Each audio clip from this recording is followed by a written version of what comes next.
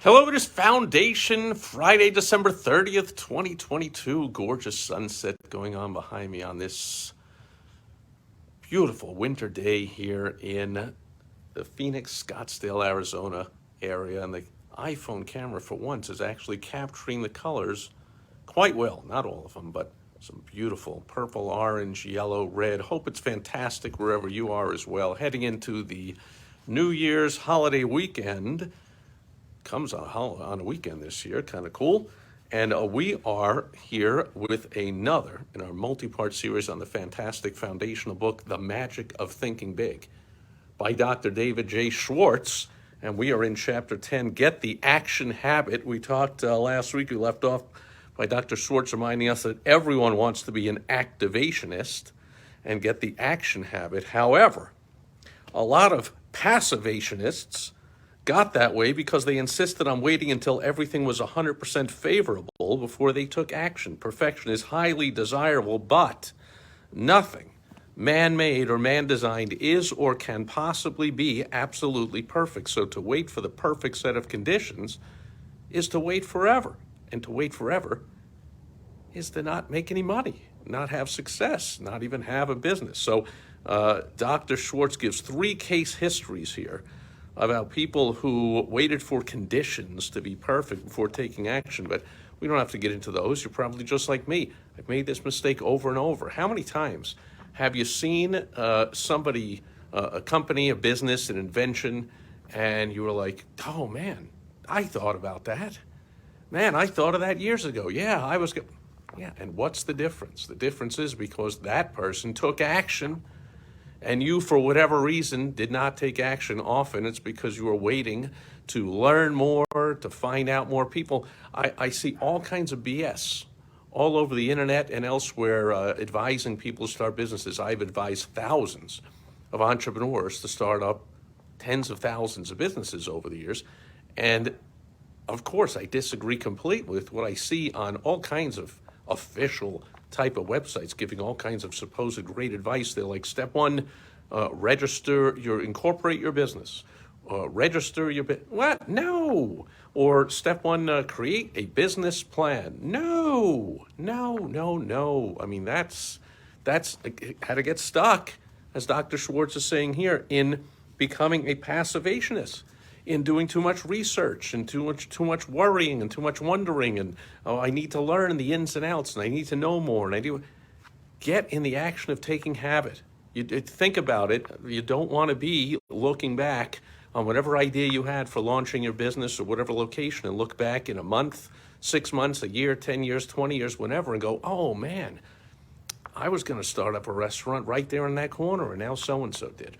Or I was going to put up a website just like that, or I was going to sell that, or I was going to create this, or I was going to start that business, or I was going to open a new location, or start a new line, or get a new stream of income. I was going to, but man, I got caught up in making the business plan, and it wasn't just right. I had to do a little more research, had to buy another program, had to get some more coaching, some more consulting, had to check it out some more, do some more research. I mean, the internet is the greatest research tool in the history of mankind. I often say everyone has in their pocket at all times the entire pretty much history of knowledge of all time of the earth in the form of a smartphone, a computer, basically in a pocket with the internet that can search for and find just about any type of knowledge at all. That's fantastic, but the danger is we can get caught up in passivationist by thinking we need to check out too much information. Oh, let me just click on one more article and let's look at one more. Let's make another checklist. Let's wait until it's just right. And as Dr. Schwartz says, it's impossible. Anything man-made is not going to be just right. So I always talk about finding the GE spot in your business where it is good enough. That, of course, depends on what kind of business you're in. It pertains especially to advertising, marketing, and sales, though. Right? So if you're thinking of putting up that website or launching that sales campaign or putting out that sales message on your social media or having a sales call and you wait until, the script has to be perfect, of course not. That's how you develop the script, by just starting to talk to people. Start to fumble and bumble and mess up and screw up and realize what people liked, what they didn't like, where they tuned in, where they tuned out. constantly evolving. You don't wait until it's perfect before you start. Makes sense? Now, if you, as far as the deliverable of your business, often the GE spot is a lot, you need to, good enough as a higher bar than for marketing advertising. We're going to see all kinds of ads, and I could show you all kinds of ads, and I've shown them here. Shared them with my audience of ads that have typos in them. They still made tons of money. They're grammatically incorrect, made tons of money. I've certainly created all kinds of ads over the years that look terrible. And the graphic artists, famously look at me and go like, oh, I can't stand creating ads for you. And I'm like, why? Because your ads violate all the rules of proper graphic design. Like they're ugly and they're off center and they're this and they're that. Yeah, they're not perfect. They're not whatever. They're there. But they work. And oftentimes by being off center, the point is that gets a little more attention. People look at it and go like, what? Whereas other ads that just look perfect become a blur. Oh, whatever. It's another ad, another ad. But my ads like to stop the scroll, as the saying goes on social media, because it's a little off, looks a little different, a little ugly, a little strange, a little imperfect, whatever it is. Graphic artists hate that stuff. Entrepreneurs, my clients, and their bankers and their accountants, their family and their employees, their customers and clients and patients and members love it because it gets results. So get in the action habit. Now the GE spot, as we're saying, in the delivery of your business, often a higher bar, right? If you are in construction, let's say you're a kitchen remodeler. Well, the good enough level for the deliverable of your business, much higher than for advertising. I just said you can run an ad with a typo and still make money. I am not here to suggest that you remodel a kitchen and the drawers stick and don't go in and out and they're off, track and whatever. And like, oh, that's good enough. Like, no. Much higher bar for the deliverable. And of course, if you are an attorney, you don't say to your client, yeah, I know the trial is tomorrow, but I'm, going out partying tonight. I'm not going to really prepare or think about it or get ready for court. I'm going to go in tired and exhausted. And I'll do a kind of a good job. Like, okay, so you're guilty. You go to jail, but, I did an okay job. No. A surgeon, a pilot, on and on and on and on. You want to have a high bar for what is good enough for the deliverable in your business. But for the advertising, marketing, and sales, and just getting it going, good enough is good enough. Business plan can be written on a napkin. Many businesses, successful businesses, the business plan was written on a napkin. Step 1, step 2, let's go. Ready, fire, aim. Good enough is good enough. Become an activationist and stop being a passivationist.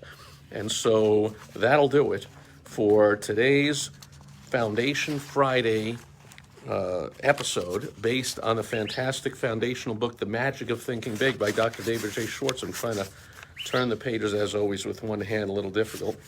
But I wanted to leave off with the transition at the end of these three unsuccessful stories of woe of people that waited too long until everything was perfect or conditions were right. I mean, right now, interest rates are too high, or the economy is not great, or inflation is still high, or this. I'm going to wait until the rates come down and the economy turns and inflation goes away, and until a new administration takes office in politics, or until... Stop it. Stop with the waiting and start with the doing. And, well, let's just leave it there. Oh, yes, here it is. We are going to get into next week 2 things you can do to help you avoid the costly mistake of waiting until conditions are perfect before you act. That's what we will cover next Foundation Friday, which will be the first Foundation Friday of 2023. Thanks for being here with me today. Hope you enjoyed the sunset behind me, a lot better than just staring at my mug for the entire time. Hope you're having a fantastic in-between kind of what's going on holiday week. Am I working? Am I not? Am I taking it easy? Am I getting things done? Am I taking time off?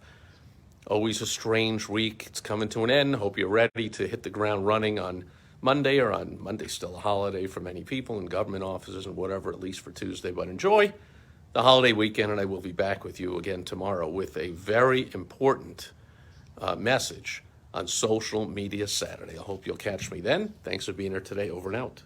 Bye bye.